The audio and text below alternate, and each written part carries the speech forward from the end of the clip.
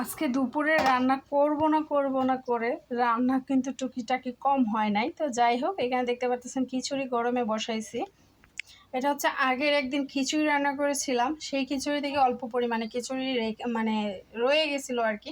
তো এটা আমি মানে ফ্রিজে রাইখা দিয়েছিলাম ডিপে, সেটা আর বের করতে মনে নেই। আর এই দিক দিয়ে অন্য একদিন পোলাও রান্না করছিলাম, সাদা পোলাও। তো ওই সাদা পোলাওটা রয়ে গেছিলো, আমি ফ্রিজে রেখে দিয়েছিলাম। তো আজকে আমি বের করব ভাবছি, আর ভাবছি শুধু মাংস রান্না করব। তো যাই হোক, আমি এই দিক দিয়ে সাদা পোলাও দমে বসায় দিলাম, যেহেতু ফ্রিজ থেকে বের করছি অনেকটা সময় লাগবে। এদিক দিয়ে খিচুড়িটাও বসায় দিলাম।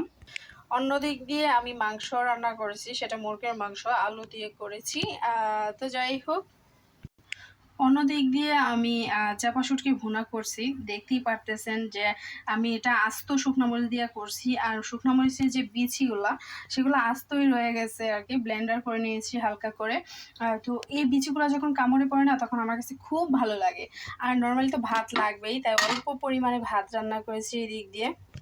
তো আমি অল্প পরিমাণে ভাতটা রান্না করছি।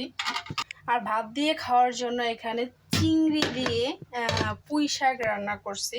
এটা হচ্ছে গোড়া চিংড়ি দিয়ে পুঁই শাকের হালকা পরিমাণ ঝোল রাখছি আর কি। তো যাই হোক, পুঁই শাক আর গোড়া চিংড়ি কিন্তু জাস্ট ওয়াও, শুধু ভাত দিয়ে খাওয়ার জন্য। আর মাংস আর শুটকি সেটা হচ্ছে খিচুড়ি আর পোলাও দিয়ে খাওয়ার জন্য। তো আজকে দুপুরে খাওয়া এই পর্যন্তই, রাতেরটা পরে দেখা যাবে। তো সবাই ভালো থাকুন, সুস্থ থাকুন, আল্লাহ হাফেজ।